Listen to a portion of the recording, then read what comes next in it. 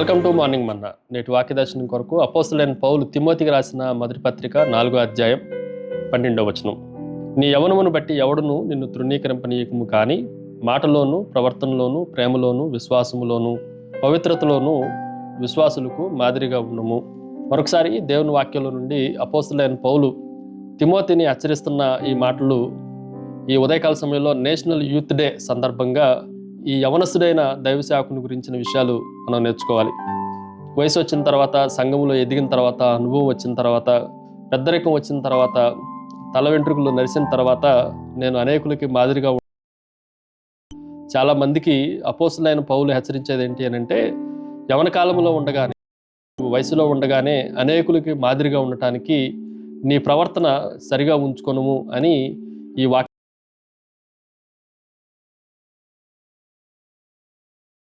Talk, సంభాషణ. మనం మాట్లాడే ప్రతి మాట ఇతరులను ఆకర్షించే విధంగా ఉండాలి.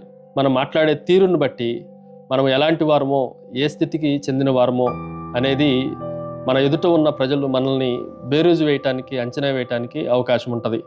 మాట చక్కనిదైతే ఊరు కూడా మంచిదవుతుంది అన్న సత్యాన్ని కూడా, సామెతను కూడా మనం జ్ఞాపకం ఉంచుకోవచ్చు. రెండో విషయాన్ని మీకు జ్ఞాపకం చేస్తాను. ఇట్ ఈజ్ ఏ ట్రాక్, జాడ, ప్రవర్తనలోను అన్న మాట మనకు కనిపిస్తూ ఉంది. చాలా సందర్భాల్లో మన ప్రవర్తన మన వెనక ఉన్న వచ్చేవారికి అది మాదిరికరంగా ఉండటానికి అవకాశం ఉంది.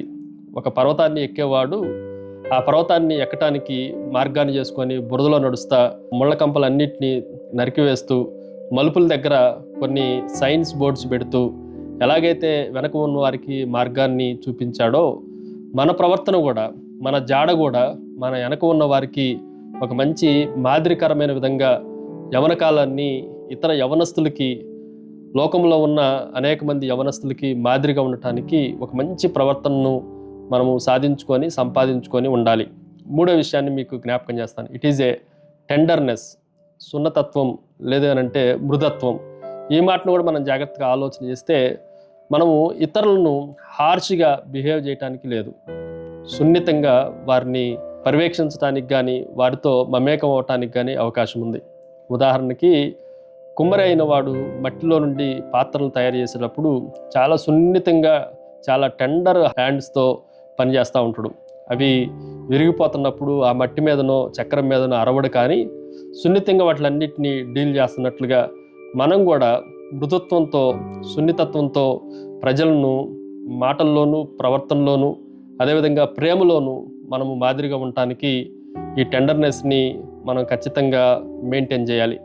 చివరిగా 4వది, ఇట్ ఈజ్ ఏ ట్రస్ట్, నమ్మకము, విశ్వాసములోను అన్న మాట కనిపిస్తూ ఉంది.